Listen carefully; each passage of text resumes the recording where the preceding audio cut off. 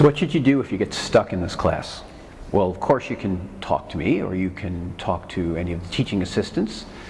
You can avail yourself of office hours and all that sort of stuff. But what I want to really imbue you with is a skill to help yourself without any of those resources.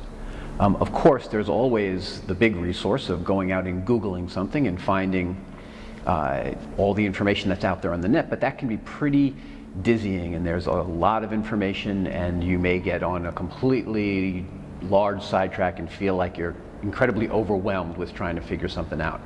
So I want to give you a much simpler way to try and get yourself unstuck if you find yourself not able to move forward in some assignment in this class. All of the assignments I've designed as much as possible to rely on exactly the things that I've taught you. This is sort of in line with the concept of just-in-time learning, where you don't have to learn everything about a subject. You don't have to be a deep expert. You simply have to be able to apply the concepts of the class, and especially if these are technical concepts. Sorry for airplanes and helicopters flying by. Especially if these are technical concepts. I chose this because this was a nice quiet place to talk, and as soon as I got here, they sent the Air Force in. We'll just wait a moment. Okay. So, I want to give you a very straightforward method for trying to figure out how to get past something. The thing you should realize is almost everything you need to do to make something happen in this class in your assignments was shown or demonstrated or illustrated somewhere else in the course.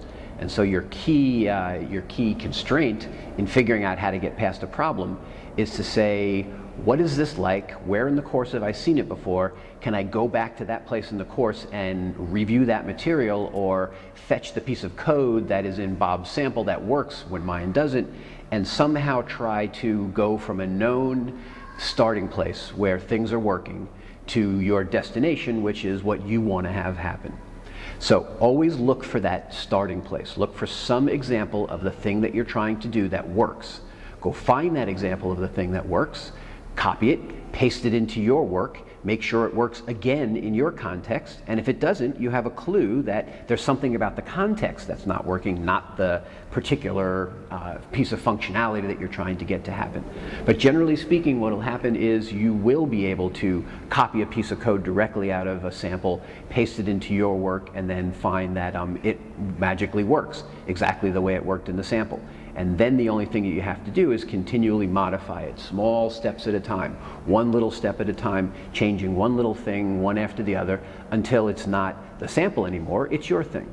So this is a really time-honored technique of stealing the work of others. And you may think that that somehow is unethical, or you should be able to figure out yourself. But if you do figure everything out yourself, you're putting yourself at a huge disadvantage, because the world of computing is full of people who have already figured stuff out. And if you can borrow from them, and they're always very happy to lend you pieces of code, things that work, things that are doing what you want to do, then you'll get much further, much faster, and you won't have the frustration of finding out that there was a really simple way to do things when it took you a long time to get something working the hard way.